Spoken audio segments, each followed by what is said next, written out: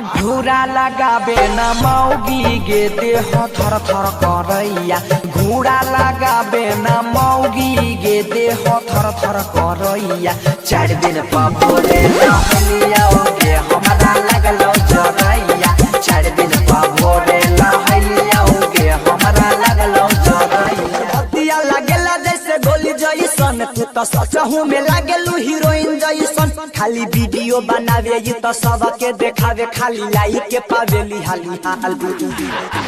तो नाच होगा रे नाच होगा नाच होगा रे नाच होगा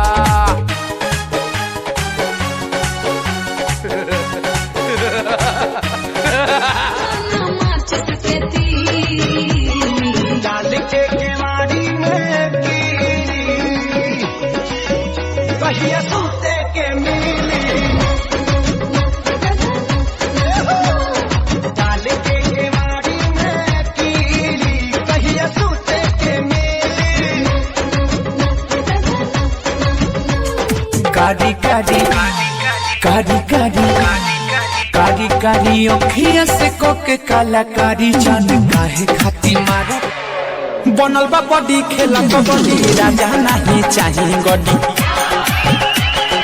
बनल बा बॉडी खेला कबड्डी राजा नहीं चाहिए गड्डी 10 नहीं 20 ना 1000 दीजिए